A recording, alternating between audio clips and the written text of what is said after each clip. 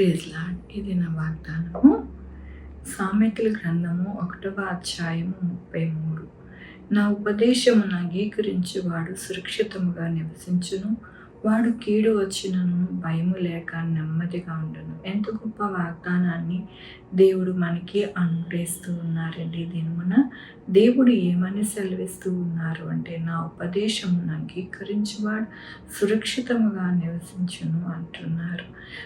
ఎవరైతే దేవుని యందు ఎంతగానో ఆయన యొక్క వాక్యాన్ని మనము అనుసరించి నడుస్తారో అప్పుడే వారి యొక్క జీవితాలలో సురక్షితంగా వారు ఉండి కీడు వచ్చినను భయము లేక నెమ్మదిగా ఉంటారంట.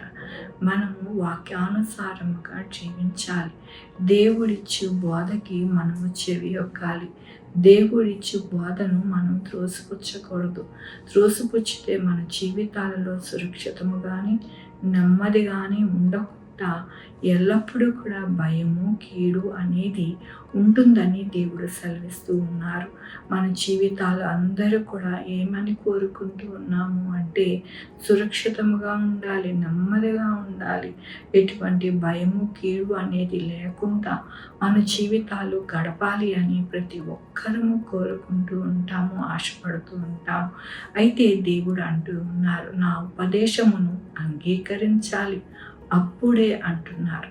కాబట్టి మనము ఉదయముని లేచి ఆయనని స్తుతించుకుంటూ ఆరాధించుకుంటూ ఆయన యొక్క వాక్యాన్ని మనము ధ్యానించుకుంటూ ఉంటే కనుక మన జీవితంలో సురక్షితము నెమ్మది అనేది కలుగుతుందని దేవుడు సెలవిస్తూ ఉన్నారు.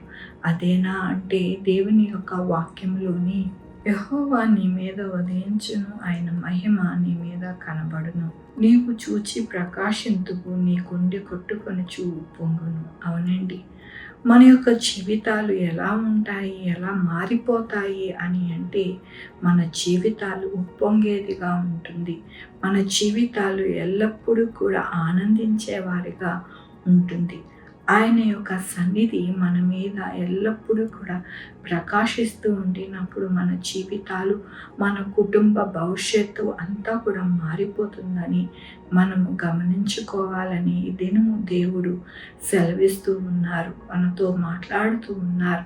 మన జీవితాలు ఎల్లప్పుడూ కూడా బాగు చేసేది మన దేవుడే తప్ప వేరొక మనుషుడు కానీ వేరొక శక్తి కానీ కాదు అని నా ప్రభు ఈ దినము సెలవిస్తూ ఉన్నందుకు దేవునికి వందనాలు చెల్లిస్తూ ఉన్నాను.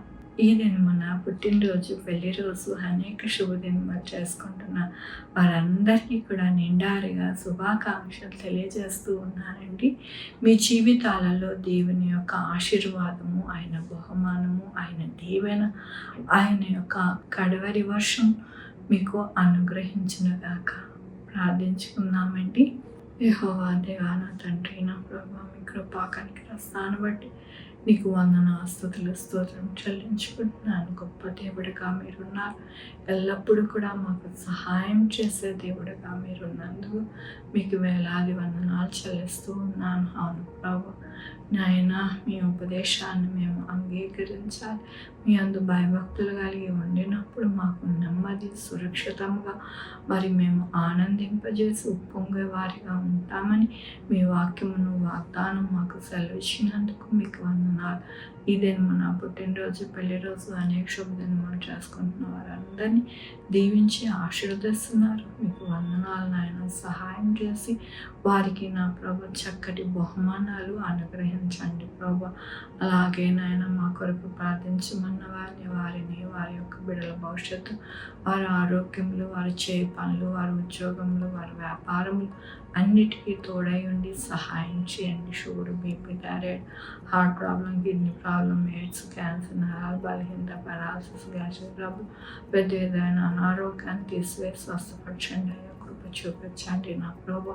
అయ్యా నా ప్రభా, ఎవరైతే నా ప్రభా మిమ్మల్ని మీ యొక్క పాదాలు పట్టుకొని వేడుకొని అడుగుతూ ఉన్నారు. ప్రతి ఒక్కరి యొక్క మొర ఆలకించండి నాయన. వారి అక్కర తీర్చండి. ఇల్లు లేని వారికి ఇల్లు దయచేయండి. ఉద్యోగాలు లేని వారికి ఉద్యోగాలు దయచేయండి నాయన. మంచిగా చదువుకోవాలనుకున్న వారికి మంచిగా చదువుకోవడానికి సహాయం చేయండి.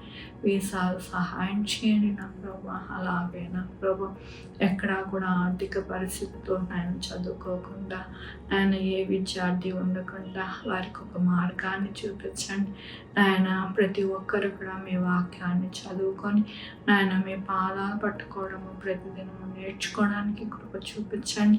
అలాగే నాయన నా తండ్రి మీ యొక్క వాక్యము ద్వారా వారి జీవితాలు వెలుగుమయమయ్యి వారి జీవితాలలో నాయన నా తండ్రి ఉప్పొంగేవారిగా నాయన వారి మీద మీ కాంతి ఉదయింపజేసేవారిగా ఉండడానికి సహాయం చేయండి నా ప్రభా.